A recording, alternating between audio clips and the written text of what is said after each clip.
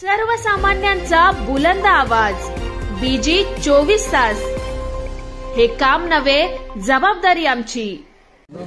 छत्रपती शिवाजी महाराज की जय. जय शिवाजी. जय भवानी. जय भवानी. जय शिवाजी.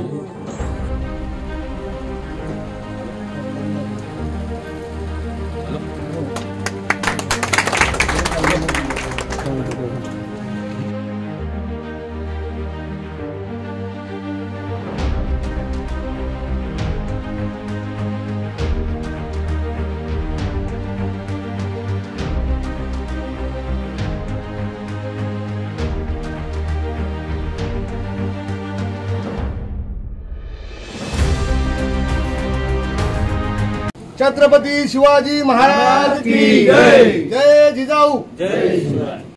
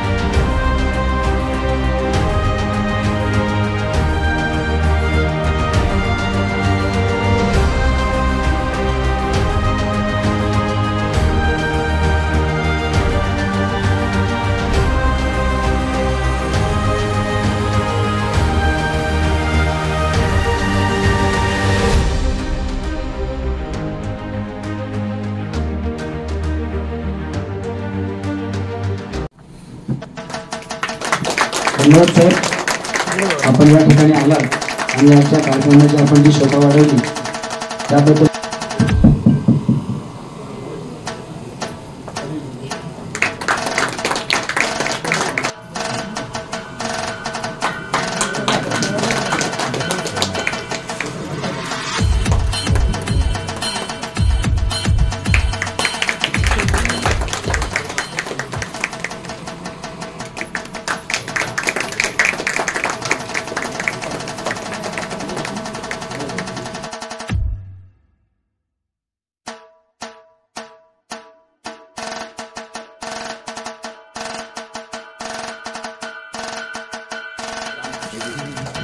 सर्वांनी टाळ्यांच्या गजरात स्वागत करायचं आहे.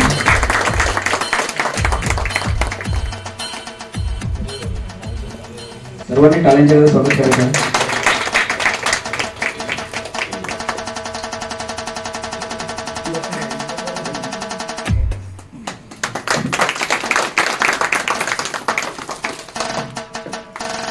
दोन मिनिटं कृपया टाळ्यांच्या गजरात स्वागत करायचं आहे.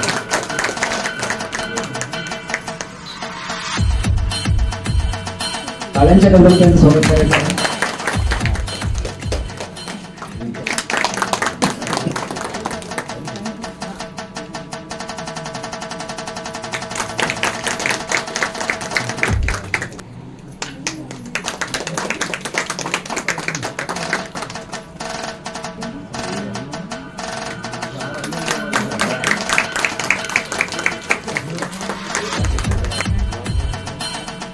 टाळ्यांच्या गजरामध्ये या ठिकाणी स्वागत करायचं आहे. ज्यांनी ज्यांनी या ठिकाणी आपले उपस्थित आपले ते सर्व मान्यवर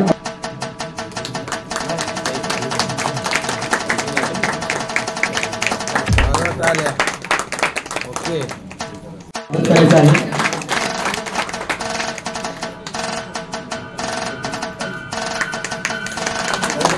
धन्यवाद अंकुश दादा.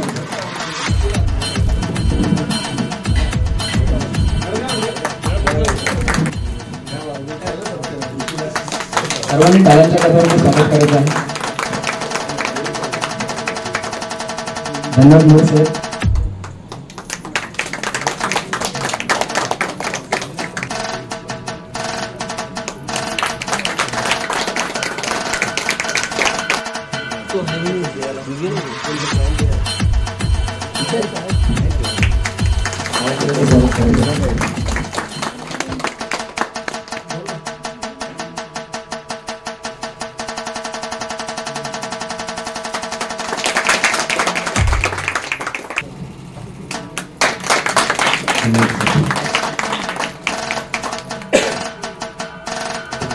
सर्वांनी या ठिकाणी टाळ्यांच्या गजरामध्ये स्वागत करायचं आहे. टाळ्यांच्या गजरामध्ये या ठिकाणी स्वागत करायचं आहे. टाळ्यांच्या गजरामध्ये या ठिकाणी स्वागत करायचं आहे. धन्यवाद साहेब. या ठिकाणी टाळ्यांच्या गजरामध्ये स्वागत करायचं आहे.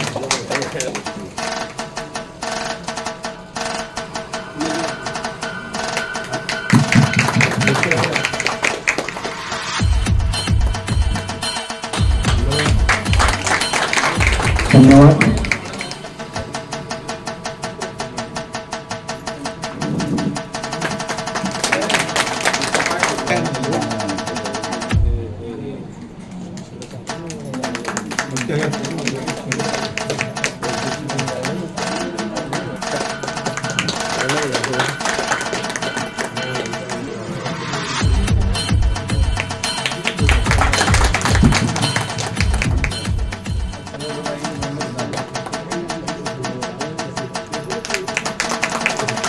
धन्यवाद लालू साहेब.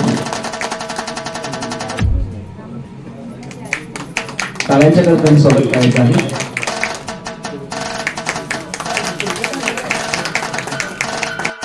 व्यासपीठावरील मान्यवरांचे पहिले आभार मानते आणि इथे सर्व जमलेल्या महिला आणि पुरुष यांचेही मान्यवर यांचेही मी आभार मानते आणि माझे 2 शब्द बोलते. आपण आपल्या ग्रामपंचायतीला पहिले आपण जसं महाराष्ट्राचा एक मुख्यमंत्री होतो तसंच आपल्या गावचा आपल्या पाची गावचा एक मुख्य मंत्रालय आहे असं समजूनच आपण आपली व्याख्यानं मांडायची असतात.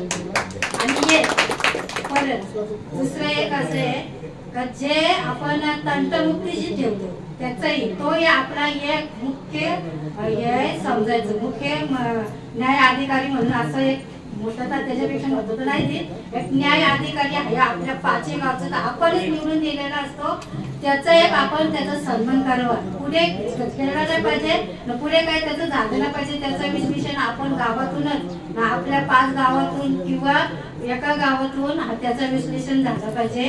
ते पुढे न जाता आपण आपल्या गावातूनच मिटवायचं आणि त्याचा धन्यवाद करायचं. एवढे करून मी 2 शब्द माझे जिथे आले तर मला असं वाटतंय का आदिवासी भागामध्ये आणि इतर भागामध्ये पाहिलं तर सर्व महिलांचे पुरुष दारू पितात. दारूचा मेन मुद्दा आहे. 13-14 वर्षात आदिवासी लोक लग्न करतात. मुली लग्न केल्यावर 22-23 वर्षामध्ये त्यांचा नवरा मरतो. का कशामुळे नवरा मरतो?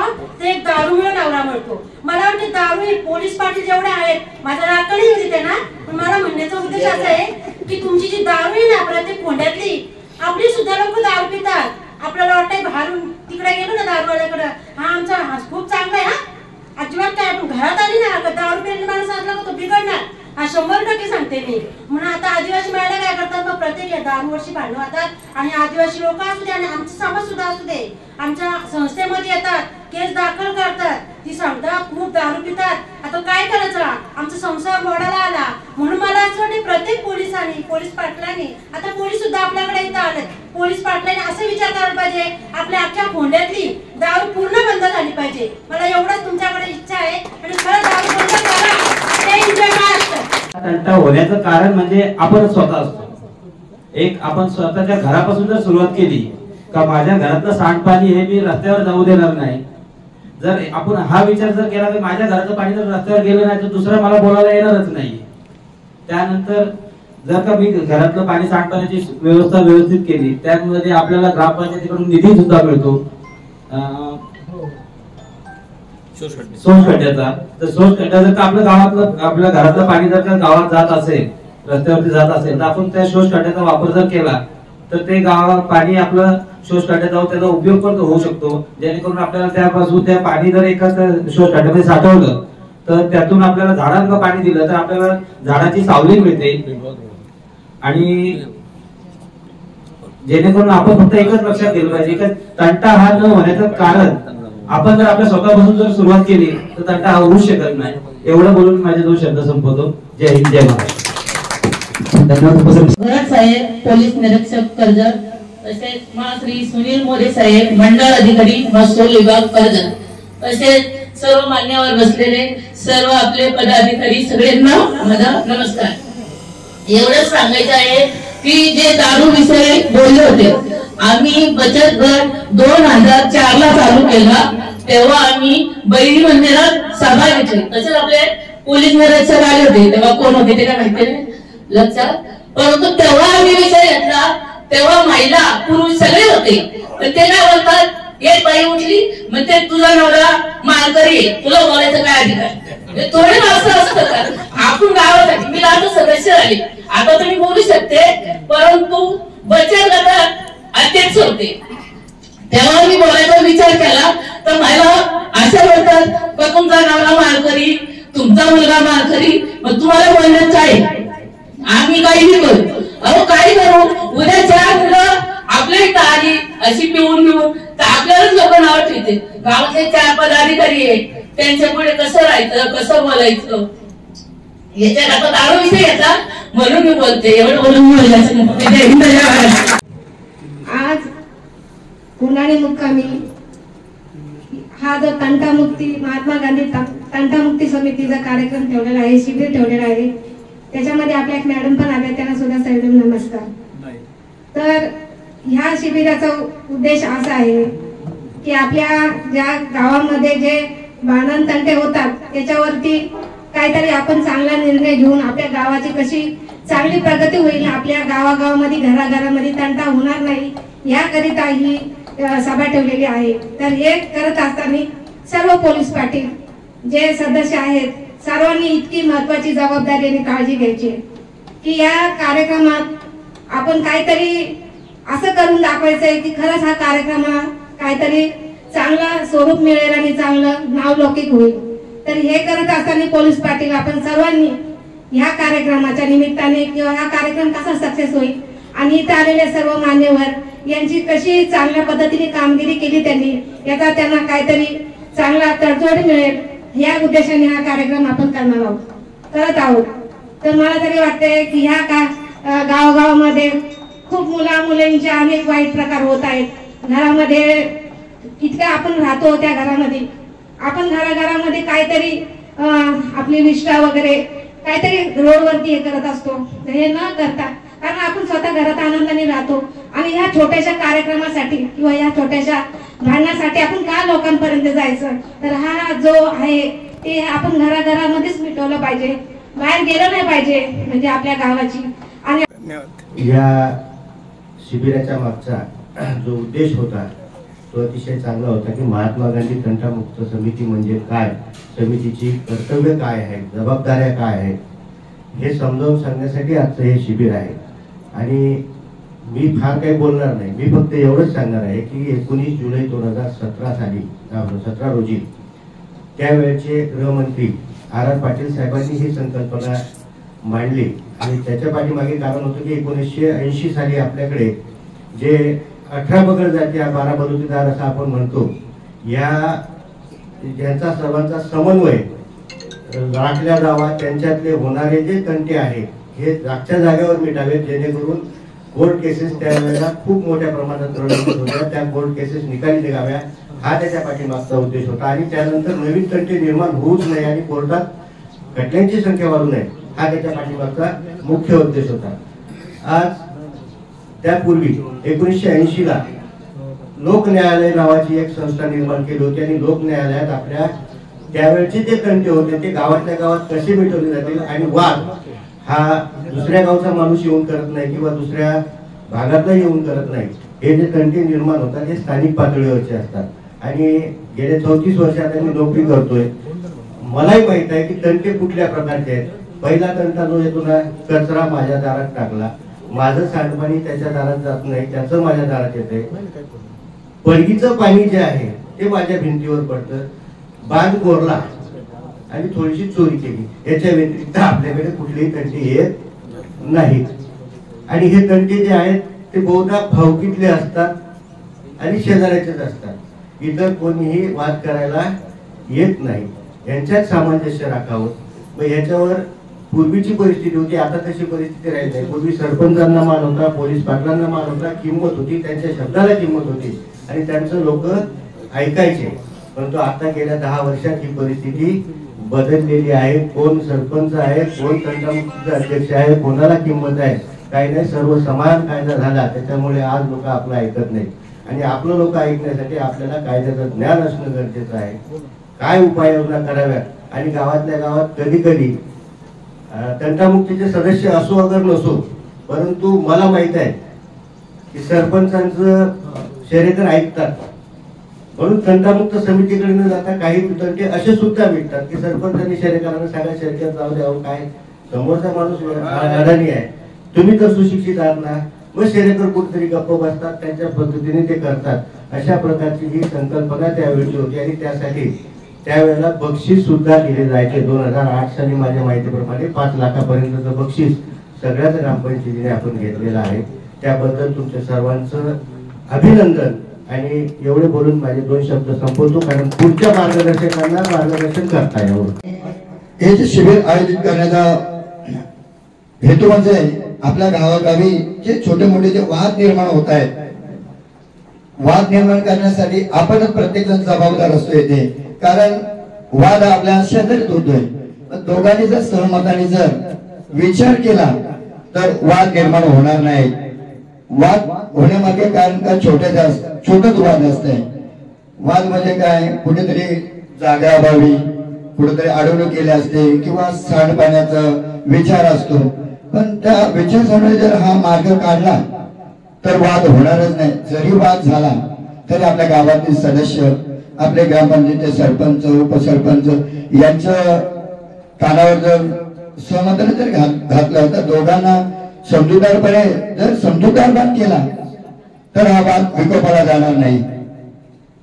कारण जर वाद जर आपण तंटकमेळ अध्यक्ष व त्यांची कमिटी व ग्रामपंचायत सदस्य जर आपण आमंत्रित केले, जर त्यांचं मार्गदर्शन लाभलं तर आपण सुद्धा त्यांचा विचार आपण ऐकला पाहिजे.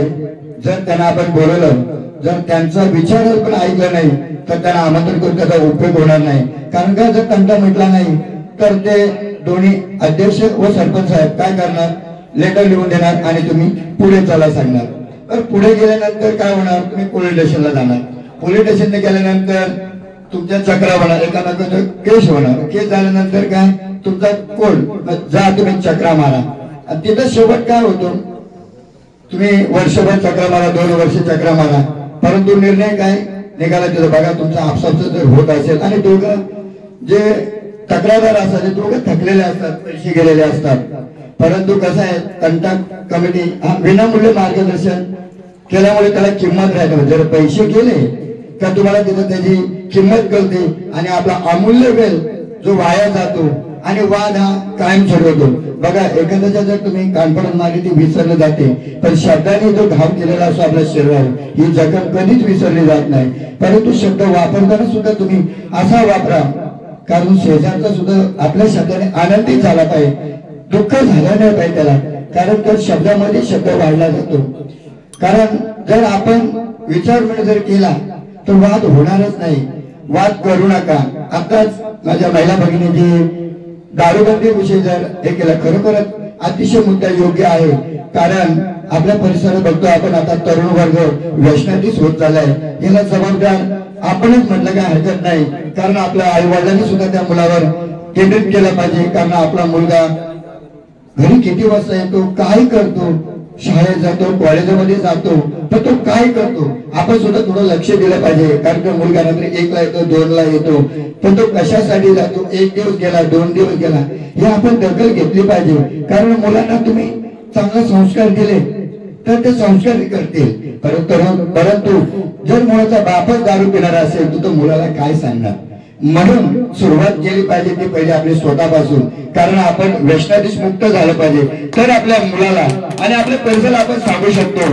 कारण तू हे करू नको हा अधिकार पहिला आपल्यापासून केला पाहिजे. साहेब आपण आलात, आम्हाला खूप आनंद वाटला.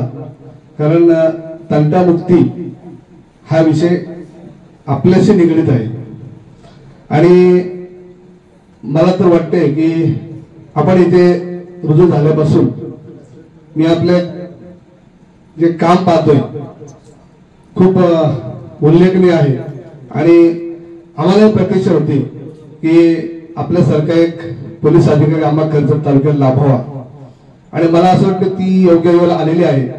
आणि आपल्याला मी मुद्दामून सांगतो की स्वर्गीय श्री आर पाटील साहेबांच्या संकल्पनेतून जी महात्मा गांधी तंटमुक्ती समिती स्थापन झाली आणि पूर्ण महाराष्ट्रामध्ये अंमलात आली तेव्हा काही ग्रामपंचायतीला खूप मोठमोठी पारितोषिक मिळाली. ज्या ग्रामपंचायतीमध्ये तंटा झाले नाही अशा गावांना पारितोषिक दिली गेली. परंतु बरेच कालावधी ही तंटामुक्ती आहे की नाही असा आम्हाला प्रश्न निर्माण झाला आणि कर्जत तालुका मर्यादित का होईना पण या कोंडुळे ग्रामपंचायत सरपंच, या कोंडुळे ग्रामपंचायतचे तंटामुक्ती अध्यक्ष, सर्व समिती सदस्य न जाणू त्याला ईश्वराने सद्बुद्धी दिली आणि इथून पुन्हा मुहूर्तमेढ झाली. मी आपणाला या निमित्ताने विनंती करतो. मी आपल्या तालुक्यामध्ये काम करत असताना खूप मोठं सामाजिक कार्य असताना मला पण खंत होती की प्रत्येक गावामध्ये जे तो माझा बघतो, माझ्या पुरता मी, त्याच्यामुळे गावामध्ये खूप तंटे होतात आणि मग गावामध्ये अशांतता होते आणि त्याचा भार आपल्यावर पडतो आणि मग आपली धावपळ होते आणि आपल्या कामाचा व्याप जास्त वाढतो. म्हणून आपल्याला त्याचा त्रास सहन करावा लागतो. म्हणून मी या निमित्ताने विनंती करेन की आमच्या कोंडुळे ग्रामपंचायतचे तंटमुक्त अध्यक्ष त्यांनी पुढाकार घेतला आणि या मार्गदर्शन शिबिराचं आयोजन केलं. मला असं वाटतं आता नव्याने आपण जर कर्जत तालुक्यात प्रत्येक ग्रामपंचायतीमध्ये जे तंटमुक्ती सदस्य आहेत त्यांना आपल्या अखत्यारी घेऊन तर आपण जर पत्रावर केले आणि या कोंडुळे ग्रामपंचायतचा आदर्श ठेवला आणि कोंडुळे ग्रामपंचायत प्रमाणे प्रत्येक ग्रामपंचायत तंटमुक्ती समितीचं मार्गदर्शन शिबिर लावलं आणि आपण तिथं मार्गदर्शन केलं, उपस्थित राहिलं तर मला वाटतं तंटमुक्ती जी समिती आहे याचा नव्याने पुन्हा वेगात सुरुवात होईल. आणि जसं आपण स्वर्गीय श्री आर पाटील साहेबांचा ऋण व्यक्त करतो, मला वाटतं रायगड जिल्ह्यामध्ये या कोंडुळे ग्रामपंचायतचं नक्कीच ऋण व्यक्त करते की सुरुवात इथून म्हणावी. आणि साहेब काम सोपं आहे परंतु तंटमुक्ती अध्यक्ष आणि आपल्यामधला मेल नाही. मी पाहतोय आपल्यामध्ये तंटमुक्ती अध्यक्षाचा मेल नाही, त्याच्याबद्दल आमची खंत आहे. आपण त्याला दोषी नाही तेवढे तंटमुक्त अध्यक्ष दोषी आहे, गावचे पाटील दोषी आहेत, तेवढंच आमचे ग्रामपंचायत सदस्य उपसरपंच सर्वच दोषी आहेत. परंतु आता कोंडोळी ग्रामपंचायत मध्ये जागरूक झाले. मला वाटते आता तंटा ह्या कोंडोळी ग्रामपंचायत मध्ये इतर भेटल अशी मला तर अपेक्षा वाटते. आणि या अनुषंगाने माझं एक पोलीस मित्र संघटना नवी दिल्ली भारतीय संपूर्ण भारत देशात काम करते. आणि मला आनंद वाटेल आपण ज्या ज्या गावामध्ये अशा काही तंटमुक्ती सदस्य कमिटी आहेत त्याला जर जागृत केलं तर मी पोलीस मित्र संघटनेचा कोकण प्रदेश अध्यक्ष म्हणून प्रत्येक गावागावामध्ये पोहोचून हे काम अगदी सुलभ करू शकतो. परंतु आपलं त्याला आपलं सहकार्य असायला हवं. उदाहरणार्थ एका गावामध्ये जर वाद झाला, तंटामुक्ती अध्यक्षाने आपल्या पॉलिटिशियनला फोन केला तर तिथला बीड अंमलदार त्वरित तिथं हजर राहिला पाहिजे आणि त्यांनी ते समजून घेतलं पाहिजे काय झालंय, नेमकं काय झालंय. जर नसेल ऐकत तर आपल्याकडे कायद्याचा बडगा आहे, दोघांनाही आपण कायद्याच्या बंधनात आणू शकतो आणि आपला तिथे काम सोपं होईल. मी जास्त काय वेळ घेत नाही, खूप बोलण्यासारखं आहे, परंतु वेळ खूप झालं. आपली वेळ काढून इथं आल्यात, आपल्याला आपलं मार्गदर्शन आम्हाला ऐकायचं आहे. पण या निमित्ताने मी विनंती करेन, पुन्हा एकदा विनंती करतो की आपण तंटामुक्ती अध्यक्षांना सक्रिय करावं. आपल्या माध्यमातून आपण पत्रव्यवहार करून करावं. त्यासाठी माझी काही मदत लागली, काही इतर सामाजिक कार्यकर्ते मदत लागली, काही राजकीय पुढाऱ्यांची मदत लागली तर घ्या. आणि तसंच कोंडोळ्यामध्ये आता हे तंटमुक्ती अध्यक्ष आणि समिती सक्रिय झाली, तशी सगळ्या संपूर्ण तालुक्यामध्ये सर्व ग्रामपंचायतीमध्ये सक्रिय करण्याचा प्रयत्न करा एवढंच मी या प्रसंगी विनंती करतो. थांबतो. जय हिंद, जय महाराष्ट्र. तंटमुक्ती समितीची स्थापना आदरणीय स्वर्गवासी आर पाटील साहेब यांनी स्थापना केली. त्याच्यानंतर प्रथम समिती स्थापन झाल्याच्या नंतर कोंदवडी ग्रामपंचायत मध्ये आदरणीय आमचे मार्गदर्शक बबनजी गायकवाड गुरुजी प्रथम तंटामुक्तीचे अध्यक्ष झाले. गुरुजी अध्यक्ष झाल्याच्या नंतर 2 वर्षानंतर मी तंटामुक्तीचा अध्यक्ष झालो. साहेब ज्यावेळेस आदरणीय प्रतापजी दिगावकर साहेब पोलीस अधीक्षक होते त्यावेळेस मी तंटामुक्तीचा अध्यक्ष होतो. तंटामुक्ती म्हणजे काय तर त्याचा संपर्क आणि संबंध साहेब आपल्या खात्याशी जास्तीत जास्त असतो. तंटामुक्तीचा उद्देश एकच आहे की गावामधील, आपल्या घरामधील, ग्रामपंचायत मधील तंटे त्या समितीने तिथेच तडजोड करून ती मिटवायची असते. परंतु साहेब तंटे कसले असतात, एक तर दारूबंदी, जागेचा विषय, शेजाऱ्याच्या घराचं पाणी माझ्या घराजवळ आलं, हा एक तंटेचा एक उद्देश असतो. साहेब मागील आता 1 आठवड्यापूर्वी आपल्याचकडे आम्ही एक तक्रार केली होती की सालपियाचं जे सांडपाणी आहे ते साहेब सांडपाणी रस्त्यावर येते आणि ती पालखी, एक ग्रामस्थांची एक समस्या होती की पालखी आहे 4-5 दिवस पाणी सोडू नका. परंतु ज्यांचं पाणी रस्त्यावर येते त्याच्याकडे साहेब तंटामुक्ती समिती, ग्रामपंचायत, ग्रामविकास अधिकारी आम्ही सर्वजण त्यांच्याकडे गेलो. गेल्याच्या नंतर साहेब फक्त नॉर्मल विषय होता की त्यांच्या जागेमधून तो पाईप जायचा आहे. ज्याचं पाणी रस्त्यावर येतंय त्यांनी पाईप आणलेला आहे. त्यांनी सांगितलं की बाबा ही पायरी तोडा. त्या बिचाऱ्याने ती पायरी तोडली आमचं ऐकून. परंतु आज देखील साहेब तो मुद्दा तसाच्या तसा उपस्थित आहे, तिथे ते पाईप टाकून देत नाही. संबंधिताला मी आता फोन केला होता, परंतु ती व्यक्ती कशेला आहे. म्हणजे फक्त उद्देश काय आहे, जागा माझी आहे. जागा आपली किती आहे, 3.5 हात आहे स्मशानावर, ठीक आहे, आपली जागा नाहीये, ती ग्रामपंचायतची जागा आहे. परंतु साहेब 3 वेळा आम्ही गेलो, परंतु त्या माणसाने काय ऐकलं नाही. तसाच राहिला प्रश्न साहेब दारूबंदीचा. दारूबंदीच्या बाबतीत साहेब ज्यावेळेस मी सरपंच झालो, तंटामुक्ती समिती असतील, ग्रामपंचायतचे सर्व सदस्य असतील, बचत गट असतील, यांच्या माध्यमातून साहेब तंटामुक्तीमध्ये एक अर्ज आला की दारूबंदी ग्रामपंचायत कोंदिवडीमध्ये झाली पाहिजे. साहेब ग्रामपंचायत मध्ये दारूबंदीचा विषय जेव्हा आला तेव्हा संबंधितांना पत्रव्यवहार करून तंटामुक्तीचे अध्यक्ष सुनीलजी क्षीरसागर व त्यांच्या समितीने प्रत्येक दारूच्या धंद्यावाल्याला ती साहेब नोटीस दिली. नोटीस दिल्याच्या नंतर आम्ही सर्वजण त्याच्यावरती ज्यांना नोटीस दिल्याच्या नंतर साहेब आम्ही काय केलं की प्रत्येकाला बोलावलं आणि तुमच्या समक्ष आणून त्यांना समज द्या अशी आपणास विनंती केली. परंतु साहेब आपल्या ऑफिसमध्ये जेव्हा आम्ही गेल्याच्या नंतर त्यांना तुम्ही वॉर्निंग दिल्याच्या नंतर सुद्धा आजतागायत दारूचे धंदे काही ठिकाणात चालू आहेत. ते बंद का होत नाहीत. ज्यावेळेस ग्रामसभा होते तेव्हा पोलीस पाटील असतात, सदस्य असतात, बचत गट असते साहेब, एवढी आक्रमकता आमच्यावरती होते की कुठेतरी आम्ही त्यांना खतपाणी घालतो की काय दारूच्या धंद्याला, असा आमच्यावरती सुद्धा कदाचित आरोप होऊ शकतो. त्यामुळे साहेब आपण जास्तीत जास्त जशी तंटामुक्ती 2017 मध्ये होती, आपण कर्जत मध्ये आल्यापासून अतिशय चांगल्या पद्धतीचं काम आपलं आहे. माझी एक सरपंच म्हणून प्रामाणिक इच्छा आहे की आपण ज्याप्रमाणे 2017ला जी परिस्थिती तंटामुक्तीची होती, जे मार्गदर्शन होतं, तसंच मार्गदर्शन आपल्या माध्यमातून तंटामुक्ती समिती कर्जतला व माझ्या ग्रामपंचायत मध्ये विशेष करून आपण लक्ष दिलं तर जे काही मार्गदर्शन, जी काही मदत आमच्याकडून लागेल ती आपणास नेहमी होईल. परंतु आपल्या खात्यामार्फत जे काही चुकीचे दारूचे धंदे असतील, इतर कुठले व्यवसाय असतील, ते बंद व्हावेत अशी एक प्रामाणिक इच्छा माझी आहे. जेणेकरून साहेब, जर आपला पती घरी दारू पिऊन आल्याच्या नंतर अतिशय कुटुंबाची जी दुरवस्था होते, हे मी तुम्हाला सांगण्याची गरज नाही, कारण माझ्यापेक्षा तो अनुभव तुम्हाला जास्त आहे. तर अशीच एक इच्छा आहे. तसंच फॉरेस्ट डिपार्टमेंट आहे, आरोग्य विभाग असेल साहेब, फॉरेस्ट डिपार्टमेंट मध्ये अधिकारी वर्ग सुद्धा आपण बोलवलेला आहे. साहेब, आपल्याकडे जे आता जी सर्वे चालू आहे, ती सर्वे चालू करताना आपण जिथे बुरुज टाकताय, जी सर्वेच्या माध्यमातून शेतकऱ्याला विश्वासात घेऊन त्याच्या शेजारी जेव्हा बुरुज टाकताय, ते बुरुज आपण त्यांना विचारात घेऊन टाका. जेणेकरून सालप्यामध्ये आता जी परिस्थिती आहे, बऱ्याच तक्रारी आमच्याकडे आल्या, तशी आपण काळजी घेऊन त्यांना समज देऊन त्यांच्या समोर तसं करा, मग जेणेकरून त्याच्यामध्ये तंटे निर्माण होणार आहे.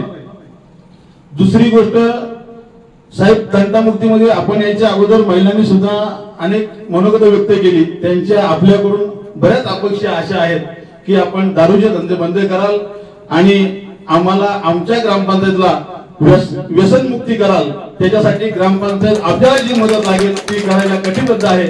एवढाच प्रामुख्याने मी सर्वांना विश्वास देतो आणि इथेच थांबतो. जय हिंद, जय महाराष्ट्र.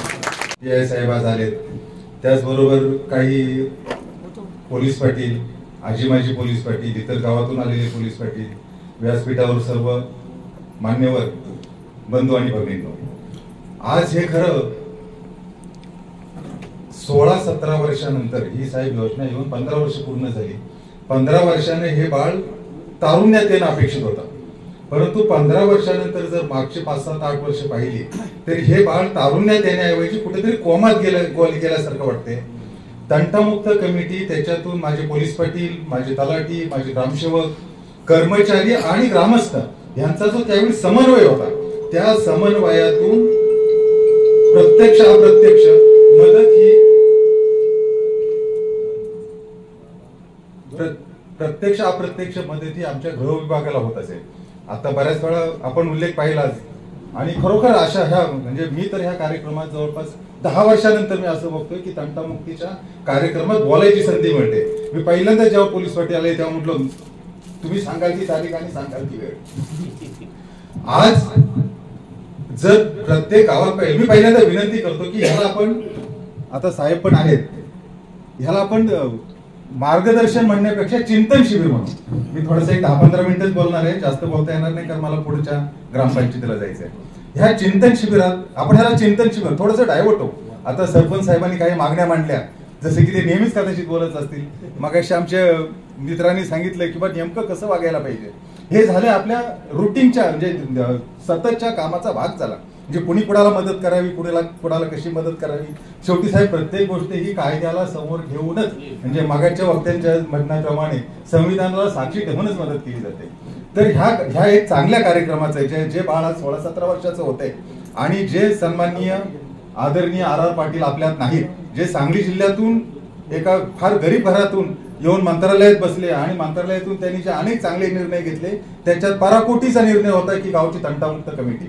आता त्या तंटामुक्त कमिटीत वाद व्हावेत, होऊ नयेत, हा काही उद्देश जरी असला शासन पातळीवरचा किंवा त्यांच्या ते एक नामांकित वकील होते, त्यांच्या बुद्धीचा जरी काही प्रश्न, काही विषय असला, ही कमिटी का, त्यांचे जरी काही म्हणणे असलं, तरी सुद्धा प्रत्यक्ष काम करताना सामान्य घटकाला किंवा मग प्रत्यक्ष काम करताना सामान्य घटक ह्याचा अर्थ माझे काही कर्मचारी असतील, माझे पोलीस पाटील असतील, ग्रामस्थ असतील आणि भांडण करणारे आणि करवून घेणारे, हे म्हणजे हा जो घटक आहे आपण सामान्य घटक म्हणतो. ह्यांनी वरच्या VIP संकल्पना काही असतील त्या बाजूला ठेवून आपण खालून सुरुवात केली की बा ही तंटामुक्त कमिटी माझ्यासाठी कशी उपयोगाची आहे. मग वाद होताना साहेब 2 प्रकारचे वाद होतात. एक मी असतो मगरूर, मला वाद करायचा असतो, आणि एक विचार माझा शेजारी सामान्य माणूस असतो की ज्याला नकळत त्या वादात ओढलं जातं. आता ह्या 2 ज्या गोष्टी आहेत, आता ओढल्या गेल्यानंतर मी जर मी मगरूर आहे, माझ्या ओळखी आहेत, मी बऱ्याच वेळा समाजात फिरतो म्हणून माझ्या ताकद येते. मग मी पुढे जातो म्हणजे तालुक्यात जातो. तालुक्यात गेल्यानंतर तो बिचारा सामान्य माणूस आहे, ज्याला प्रपंच सांभाळायचा आहे, ज्याला आपल्या कुटुंबाची धुरा सांभाळायची आहे, ज्याला पोरांना शिक्षण द्यायचं आहे. अशा माणसाला कळत न कळत त्याच्या मागून जायला लागतं. तो जिथे अर्ज देईल त्याच्या मागे ह्याला जाऊन अर्ज देऊन उभं राहायला लागतं. साहेब, तो ज्या टेबला समोर जाईल त्याच्या मागून 2 तासानं 4 दिवसानं किंवा निरोप येईल तेव्हा ह्याला कोणाला तरी मदतीला घेऊन तिथं जायला लागतं. आणि साहेब, अशा ह्या प्रकरणात एक तर मगरूर असतो, मी थोडं वेगळं म्हणेन, एक तर गुंडगिरीचा असतो, पण त्याच्या मागून जाणारा जो सामान्य माणूस आहे तो नकळत त्याच्या पायरीवर चालायला सुरुवात होतो आणि एकाची पायवाट ही दुसऱ्याची वहिवाट होऊन जाते नंतर. आणि अशा काही घटना घडू नयेत यासाठी सन्माननीय आबा पाटलांनी ही संकल्पना मांडली. त्याबरोबर एक दुसरा उद्देश होता की माझ्या शेजाऱ्याच्यात आणि माझ्यात काय वाद चाललाय, ह्या वादाचं रूपांतर उद्या मोठ्या क्राईम मध्ये होऊ नये. त्या क्राईम मध्ये जर झालं तर त्याचं काहीतरी आघटित होईल म्हणून ते पहिल्यांदाच मग त्यावेळी सुद्धा साहेब ह्या तंटामुक्तीत महिलांना प्राधान्य दिलं होतं. त्यावेळी सुद्धा 30% महिलांचं रिझर्वेशन होतं. त्या कमिटीत 30% महिला असाव्यात. मला आठवत नाही, पण माझे बरेचसे पोलीस पाटील आहेत त्यावेळचे. ते 30% महिलांना प्राधान्य एवढ्यासाठी होतं की वाद जरी नवरा कामाधंद्यासाठी बाहेर जात असला किंवा मागाशी माझ्या ताईने जसं सांगितलं तसं तो दुसऱ्या कामासाठी जाऊन जरी उशिरा येत असला तरी तिच्यावर होणारा अन्याय किंवा तिला होणारा त्रास हा तिनं तिच्यात कुठल्या तरी मैत्रिणीला सांगून तो गावातल्या समजदार माणसांकडे जावा आणि मग नवरा दमून आल्यानंतर किंवा त्रागून आल्यानंतर जो काही अर्वाच्य प्रकार घडणार आहे, जो काही नको असणारा आविट प्रकार घडणार आहे तो टाळावा, जेणेकरून त्याच्यात गावातली काही सन्मानित माणसं, काही मार्गदर्शक, काही हितचिंतक त्या कुटुंबाचे येतील आणि तो वाद तिथल्या तिथे मिटवतील. साहेब, अशा लेवलला मला वाटतं 5-5 लाखाचे पुरस्कार दिले. त्याच्यातल्या ज्या अशा 100% ग्रामपंचायत आहेत मला वाटतं की ज्या पुरस्कार प्राप्त होत्या. ह्या चिंतन शिबिरात बोलताना मला एवढ्यासाठी आनंद वाटतोय की आज महिलांचं आरक्षण ठेवलंय. मी आज आरक्षणाच्याच कर्तव्यावर आहे. महिलांचं आरक्षण 50% आहे. पण ताई, मी तुम्हाला सांगतो एक गोष्ट अशी की 50%चा वरचा जो एक अपंग भाग येतो, जो अर्धा भाग येतो ना, तो उडून वरचा धरायचा आहे. म्हणजे नकळत हे आरक्षण 51% आहे. म्हणजे तुम्ही जे मागासपासून आरोप करत होते की तो येतो आणि तो असं करतो, तो येतो तसं करतो, याला काही अर्थ नाही. आज तुम्ही 51% आहात. जर तुम्ही संघटित असाल, जर तुम्ही कार्यरत असाल आणि जर तुम्ही अशा प्रकारच्या सामाजिक आणि राजकीय शासकीय कमिटीशी निगडीत असाल तर 51%चा अंमल हा 49%वर राहिल्याशिवाय राहत नाही. तंटामुक्तीचं काम आता 2 प्रकारे बंद झालं असं मला वाटतंय. एक तर शासन बदललं, धोरणं बदलली, किंवा माझ्या राज्याची प्रत्येक गावं तंटामुक्त झाली. तंटामुक्त झाली असतील तर मला आनंदच आहे, पण तंटामुक्त झाली नसतील तर साहेबांना त्रास आहे त्याचा. म्हणजे बारीक सारी कामं साहेबांकडे जात असतील. तसं तर मला खूप बोलायचं होतं, पण मला 3 वाजता जायचंय. आपण नाही जेवायचं, जेवणासाठी तर सगळेच आहेत ना, रोजच सगळे जेवण. माझ्या बहिणींशिवाय ह्या गोष्टीत कोणीही मदत करत नाही. कारण मी जरी पुरुष जातीचा असलो तरी माझ्या हातात फक्त एकच आहे, अर्थार्जन. आणि जो अर्थार्जन करतो कदाचित तो त्याच्यातला काही हिस्सा वाईट मार्गाला पण टाकू शकतो. असं टाकू नये, कुटुंबवत्सल माणसानं तसं करू नये. परंतु ह्या ज्या 4 गोष्टी आहेत ह्या तुमच्याच हातात आहेत. एक मुलगी शिकली तर ती 2 कुटुंब शिकवते. सासर माहेर दोन्ही तिचं सुज्ञ होतं. माझी विनंती आहे तुम्हाला की तुम्ही अशा प्रकारे हे जे तुम्ही मागासपासून जे तुमचं मनोगत व्यक्त केलं तर त्याच्यात तुम्ही हिरिहिरीनं पुढे यायला पाहिजे. नवरा तुमचाच आहे, तुमच्याच मुलांचा बाप आहे, तुमचं तो अगोदर ऐकणार आहे. त्यामुळे तुम्ही त्याला समजावताना त्यासाठी साहेब एखादं व्यसनमुक्तीसाठी एखादं शिबिर लावा, त्याच्यात आपण सकाळपासून बसू. नाव घेतलं तर ते मुंबईपर्यंत ऐकायला भेटतं. या कोंढाण्यामध्येच मला वाटतं देवी पण आहे आणि ती प्रसिद्ध देवी आहे. अनेक मुंबईकर या ठिकाणी येतात. त्यामुळे हे एक ऐतिहासिक गावच मी या समजतो. कारण या गावाला दुरून दुरून लोक ट्रेकिंगला पण येतात. म्हणजे ज्यांचा दूरचा संबंध नाही तो गुगलवर जातो आजकाल आणि कोंढाणा ट्रेकिंग आहे बघतो आणि या ठिकाणी येतो. असं हे ऐतिहासिक गाव त्या ठिकाणी आयोजित केलेली ही तंटामुक्तीची मार्गदर्शन शिबिर म्हणा अथवा चिंतन शिबिर म्हणा सर म्हटल्याप्रमाणे. परंतु तंटामुक्त समिती ही चालू झाली. मला वाटतं त्यावेळेस मी गडचिरोली जिल्ह्यामध्ये काम करत होतो सुरुवातीला. आम्ही तर त्या ठिकाणी गडचिरोलीमध्ये गरिबी आहे, अशिक्षित लोक आहेत, परंतु आम्ही प्रशासनाच्या वतीने त्यावेळेस एक ग्रामपंचायत दत्तक घेतली होती. त्यावेळेस मी PSI होतो. प्रत्येक PIनी आणि सगळ्यांनी, तहसीलदार, तलाठी, ग्रामसेवक आणि आम्ही पूर्ण जिल्ह्यामध्ये, आमच्या तालुक्यामध्ये किंवा आमच्या पोलीस स्टेशनमध्ये कसं काम करायचं तर त्यावेळेस ते केलेलं होतं. आणि त्यावेळेस मला वाटतं स्पर्धा पण ठेवलेली होती आणि त्या स्पर्धेमुळे जोरात काम चालू होतं. परंतु आज जर आपण विचार केला, आज तुम्ही सर्वजण म्हणतात की बसायला पाहिजे, व्हायला पाहिजे, सगळ्यांना मान्य आहे, परंतु तुम्ही विचार केला का की तंटामुक्ती मागे का पडली? अनेक गावामध्ये जर विचार केला तुम्ही तर या तंटामुक्तीमध्ये हळूच राजकारण आलं. सरपंच एका पार्टीचा, तंटामुक्तीचा अध्यक्ष दुसऱ्या पार्टीचा, असं होत गेलं. मग ती संकल्पना हळूहळू कमी होती. काय असतंय, सगळ्याला वाटतं की दुसऱ्याचं काय चाललंय बघायचं, परंतु ही तंटामुक्ती समिती आहे किंवा चालली, काही दिवस चालली, त्यानंतर ती हळूहळू कमी होती. त्याला कारणीभूत आपणच आहोत. कोणाला तंटा हवा नाहीये. आजकाल आम्ही पाहतो सुरुवातीला तावात येतो, एक पार्टी आली की दुसरी पार्टी पाठीमागे येते, थोडा वेळ बसवलं की हळूहळू त्यांची चालू होतं. एखादा मोठा गुन्हा झाला, 2-4 दिवस जेलमध्ये बसला, त्याची पूर्ण हवा निघून जाते. परंतु तंटामुक्ती ही याच्यासाठीच केलेली होती की आपल्या गावातला गुन्हा आहे, आपल्या गावातलं एखादं साधारण भांडण आहे.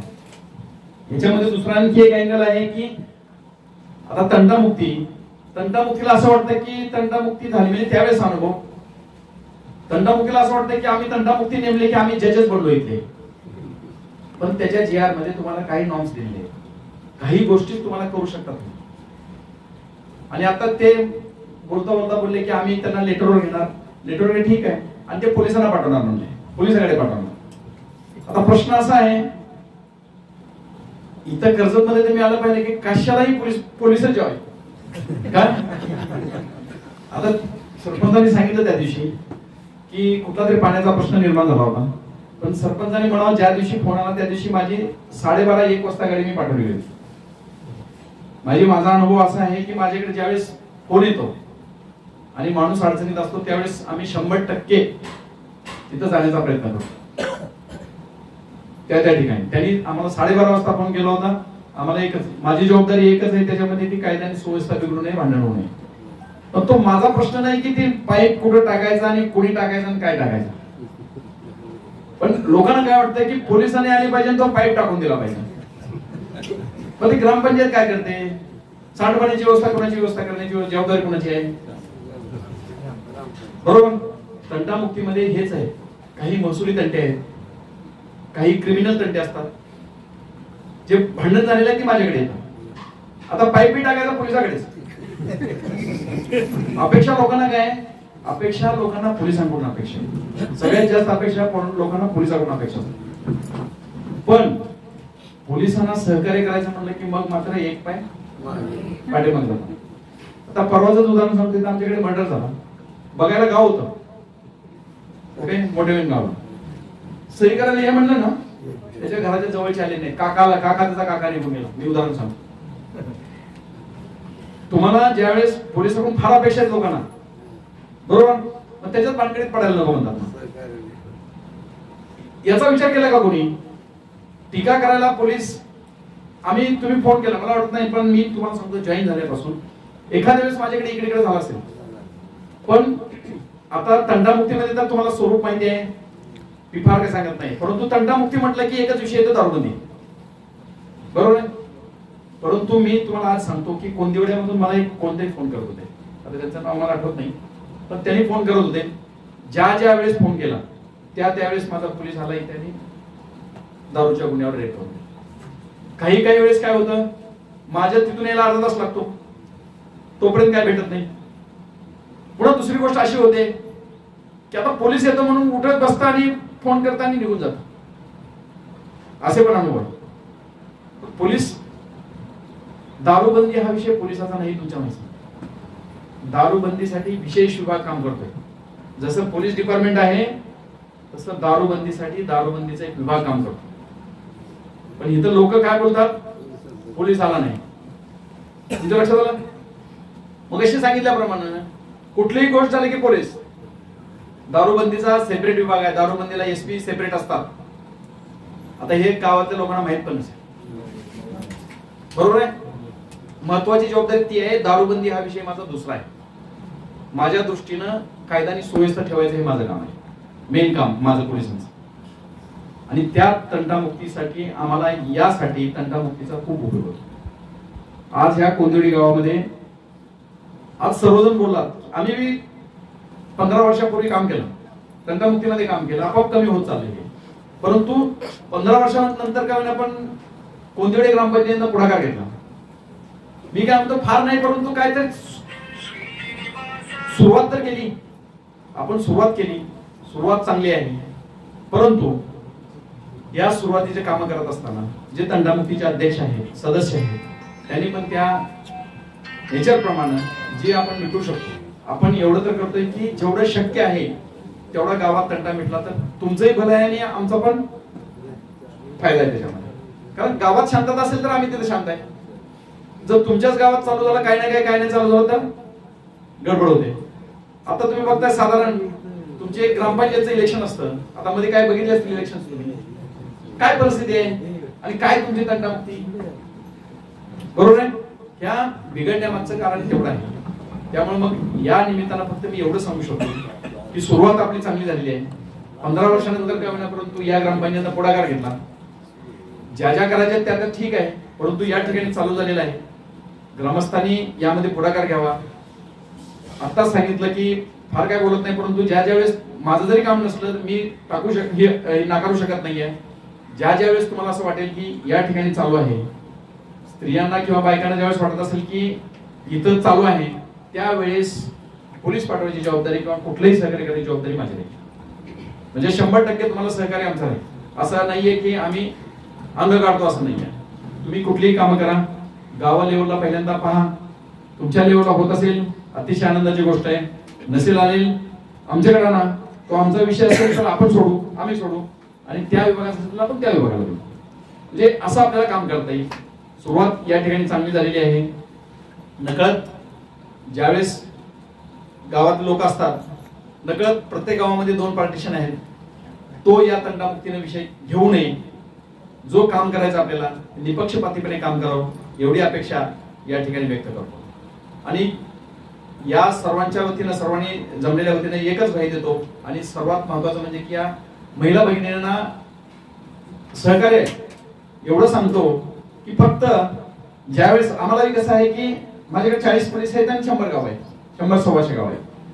लोकांची अपेक्षा काय असते की फोन केला की पोलीस यायला पाहिजे, बरोबर ना. मग का आला नाही, आणि आला तर तो पळून गेला, मग काम पळून गेला, पोलिसांनी सांगितलं असेल, म्हणजे सगळं काय असेल ते पोलीस करतात.